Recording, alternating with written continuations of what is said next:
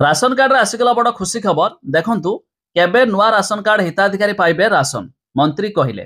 तबे जदि आपण भी नुआ राशन कार्ड पई आवेदन करिसंती एमिति कि जो माने राशन कार्ड रे नुआ नाम जोड़िसंती तबे सेमानकु नुआ राशन कार्ड रे राशन केबे मिलिबो बा सेमानकर नुआ राशन कार्ड केबे अप्रूव होई कि मिलिबो जहाँ बे वीडियो रे जानिबा आपनको पई बड़ खुशी खबर आसीछि। शेष पर्यंत देखंतु ता पूर्व वीडियो को लाइक करंतु सब्सक्राइब करन थिले एबे सब्सक्राइब करी पाखर थिबा घंटी चिन्ह को दबाइ दिंतु। देखंतु राशन कार्ड को नहीं बड़ अपडेट देइछंती खाद्य जोगाण मंत्री कृष्णचंद्र पात्र। मंत्री कहिछंती एबे भी 30,734 लोक ई केवाईसी करिनाहांती।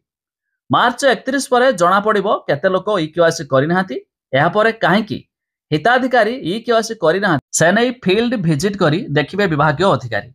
तबे हठात कहार राशन कार्ड कटा जिवो नाही बोली सूचना देइछंती खाद्य जोगाण मंत्री कृष्णचंद्र पात्र। अन्यपटे नुआ राशन कार्ड पाई 6,35,000 पोर्टाल जरिया आगरू आवेदन करिसेंती। एबे समानक सर्वे चलीछि। तबे एप्रिल 15 परे नुआ सर्वे काम सरिबो तापरे नुआ राशन कार्ड हिताधिकारी राशन पाइबे। तबे नुआ पोर्टाल खोलिछि एबे सुधा 50,000 नुआ राशन कार्ड पाई आवेदन करिसेंती। तबे संपूर्ण आवेदन सरिबा परे एहार जांच प्रक्रिया आरंभ हेबो बोली मंत्री मध्य स्पष्ट करिसेंती।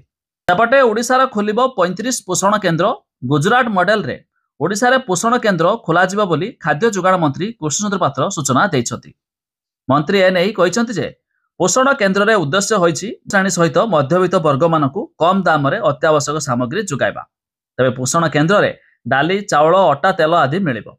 एथिपाई केन्द्र और राज्य सरकार सब्सिडी देबे। वर्तमान पायलट प्रोजेक्ट रे 35 टी पोषण केन्द्र खोला जिबार योजना होइछि। यह सफल हेले आगको प्रति पंचायत रे पोषण केन्द्र खोला जिबो। तबे जहाँकि बड़ अपडेट मुताबक एप्रिल 15 सुधा सर्वे काम सरिबो तापरे नुआ राशन कार्ड हिताधिकारी राशन पाइबे। तबे अधिक जानिया पाई हमर वेबसाइट रो लिंक डिस्क्रिप्शन दिया आइछि आपण माने जाई मध्य चेक कर दे पारिबे।